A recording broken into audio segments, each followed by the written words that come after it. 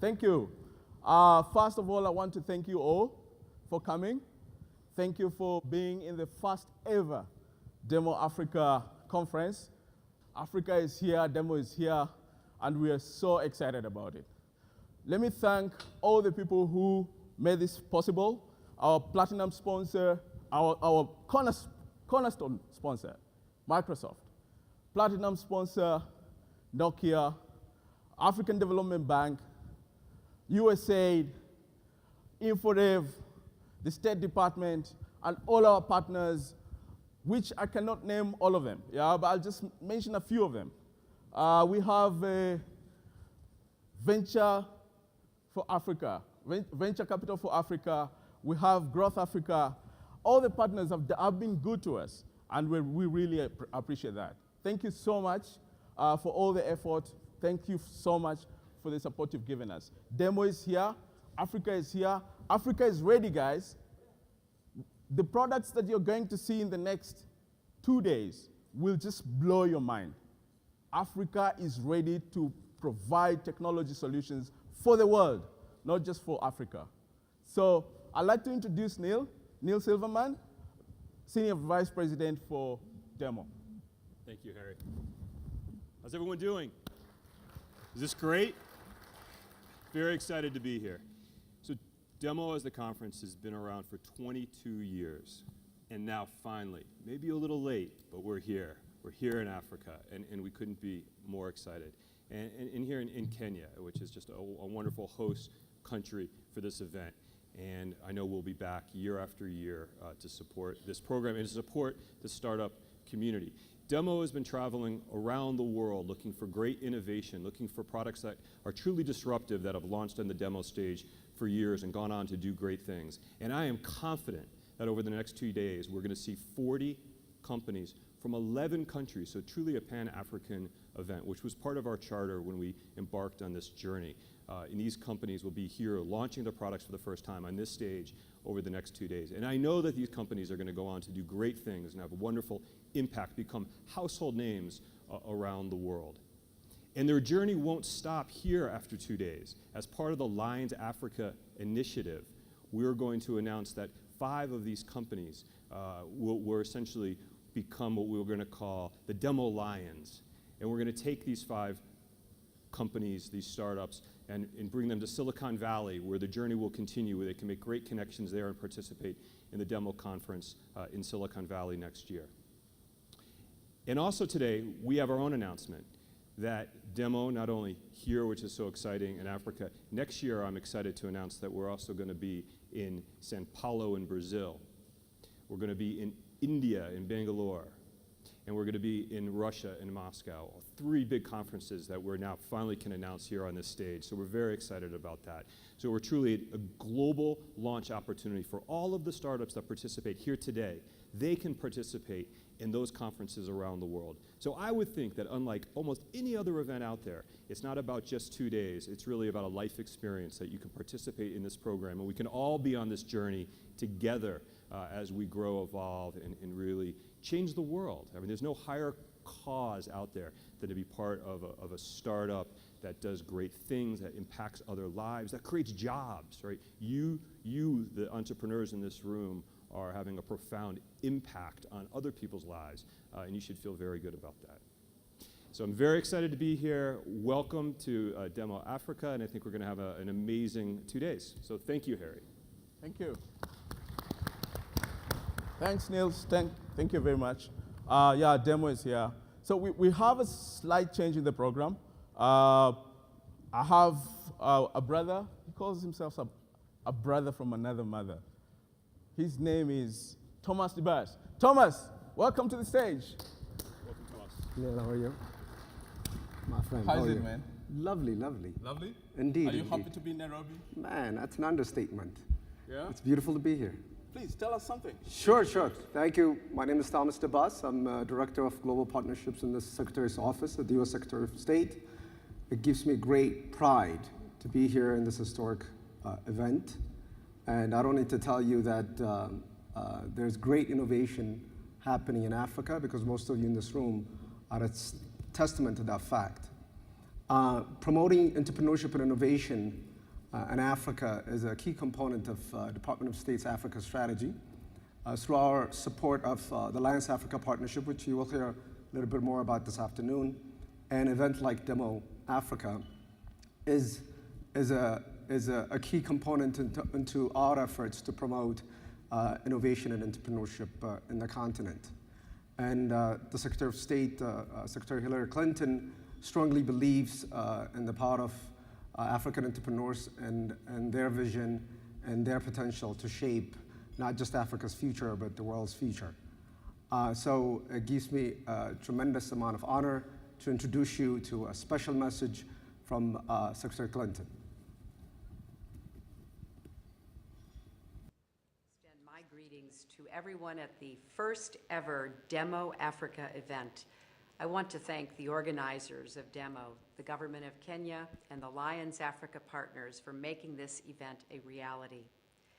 Africa is the only developing region in the world where the growth rate is expected to rise this year. Internet usage has grown more in Africa than on any other continent, and 6 of the world's 10 fastest growing economies are in sub-Saharan Africa. Urban centers are becoming vital economic hubs, so in short, Africa is on its way. That's why today's conference is so important.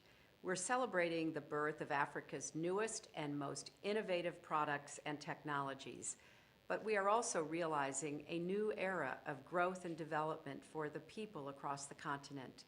We need to unleash the power of new technologies to make the most of this moment. The United States State Department wants to be your partner in this effort, which is why we started the Alliance Africa Partnership in May to mobilize the knowledge, expertise, and resources of top public and private institutions. And today, I'm pleased to launch Apps for Africa 2012. This year's competition focuses on developing applications to address youth unemployment issues. Everyone knows how important that is. And it's another example of our support for innovation and entrepreneurship that generates practical African solutions to African challenges. Because ultimately, Africa's future is up to you. You are the ones who must continue to innovate and keep the momentum going to help more people in more places realize their potential. I can't wait to hear about the results of this conference and the differences you're making in your communities and countries. Thank you all very much. So thank you, guys.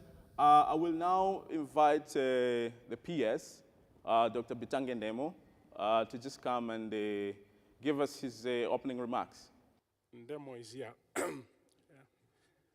think they forgot an N at the front here, but by the end of the day, the N will be there.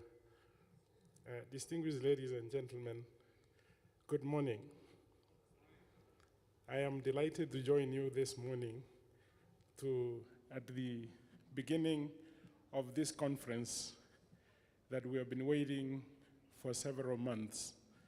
This conference comes at a very critical moment in Africa, when Africa is grappling with the issues of youth and employment.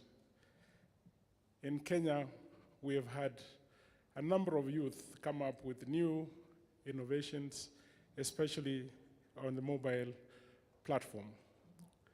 Problem has been that government has not moved as fast as the new generation that is coming up with new applications on a daily basis. For us to succeed, the government must strive to create the demand side of these applications. Indeed, practically every morning, I see youth come to me asking how they can deploy some of the applications they have come up with. And truly, it gets very frustrating because we still don't have a framework that would enable these applications to be utilized by government. And this is how we can begin to nurture these small enterprises to grow. I thank many who have been in this country, helping us, especially with the incubation of these small enterprises. There are several organizations seated here. But as government, we must do a little more, because Africa has been a major island that has not caught up with the rest of the world in many ways. If you look at Asia, for example, the success of Singapore created the ripple effect for Malaysia to succeed. Korea succeeding created a ripple effect for China to begin to succeed. And Africa, we need at least one country to move forward and create the ripple effect for the other countries to move. And for that to happen, a number of things must happen. We must move with policy and legal framework with the speed that meets the demands of what is happening on the ground. We must develop a framework to accommodate small enterprises to grow. We must deal with the issue of procurement, because this is where most of the small enterprises are locked out. But I hope by the end of this conference, we would be able to come up with ways of assisting small enterprises to be able to access government and the private sector to demonstrate their innovations so that we can move forward. The innovations coming out of Africa are different. Most of them are different. I said yesterday, it would have been very difficult for an innovation like M-Pesa to succeed in the Western world, because most of the banks had already gone branchless. And so that happened here, and it's now become a global innovation. And you're going to see many more of these innovations, and I thank the organizers of this conference that by the end of the conference, we would be able to come up with resolutions that would see most of the small enterprises being nurtured and becoming global enterprises. Thank you, and I wish you all the best. So don't get tired. But now I want to introduce Alcags. Alcags is an industry champion. We've known him for a while, and he'll be doing the first one-on-one. So Alcags, karibu. So welcome. We're going to be having the first one-on-one. And I'm going to invite to join me on stage Avan Cavour. He is the area lead developer and platform for Middle East and Africa at Microsoft. And hi. Hello. Welcome. How are you doing? Please have a seat. So one of the things that we're really interested in knowing from you is your title is a mouthful. What's your job about? So as my title says, developer and platforms, I mean, it's the most exciting thing about it. The whole audience here are all about developers. So my responsibility, along with the team, is to engage with developers across the Middle East and Africa region. So we have about 3 million of them across the continent, as well as the Middle East. And so we run various programs, initiatives, to get them familiar with our technologies and promote their solutions. So, but then Microsoft, you're working within Africa and the Middle East. So could you tell us a little bit about what Microsoft looks like within Africa? What is the broad spread of Microsoft in Africa? Yes, so I don't know how many of you know that we established our first office in Africa about 20 years ago. And since then, we have actually got 13 offices across the continent.